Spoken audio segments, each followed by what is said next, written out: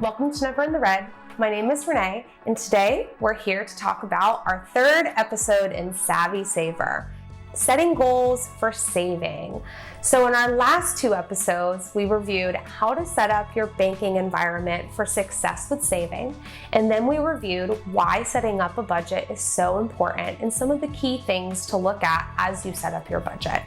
What we'd love for you to do is like and subscribe to our channel. We put out new content every Saturday in the realm of Excel, small business, and personal finance. So we really hope that you guys enjoy the content today. Let's get started.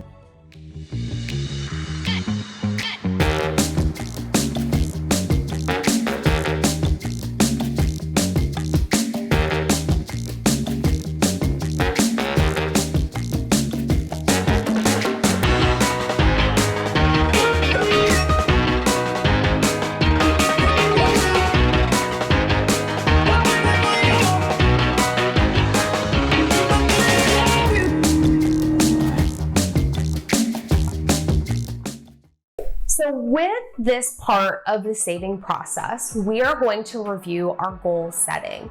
So here, this is kind of the culmination of why are we doing this? How are we going to achieve it? We've already got our budget somewhat in place, but what's the real goal, right? We don't want to just save aimlessly, and we don't just want to say, hey, I want to save money, but what's the purpose? Like, why would I do something like this? Why don't I just go spend it all now, right?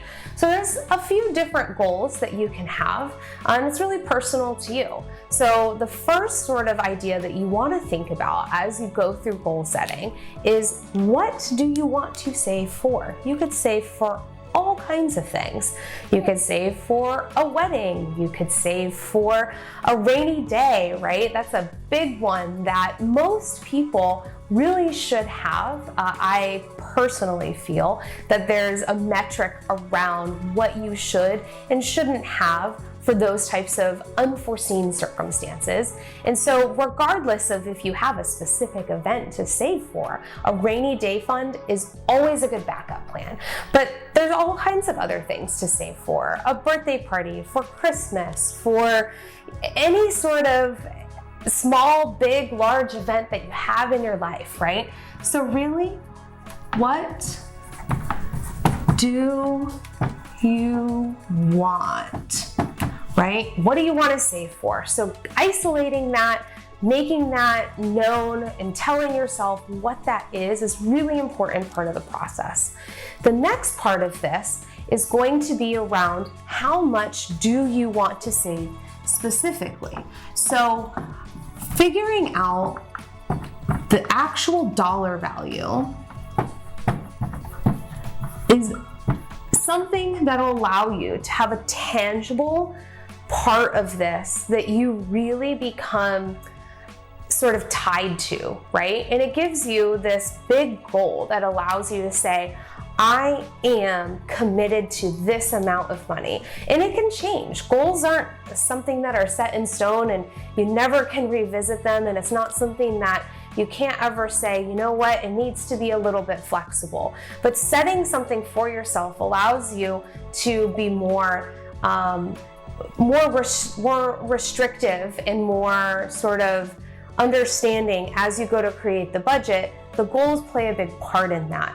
So really isolating how much do you want to save will then allow you to come into the third part, which is your time frame on saving. So again, timing is a big part of the way that we do this. So do you want to reach your goal in 3 months, in 6 months, in a year? Do you have a hard deadline? Or is this something that you just want to set a small goal and a small time frame and then revisit as you move forward?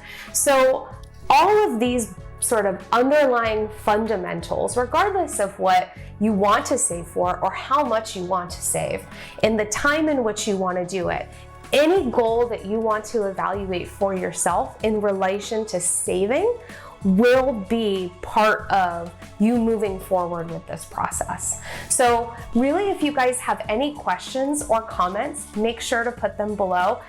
I would love to hear them and would be happy to answer them. So until next time, we'll see you guys here at Never in the Red.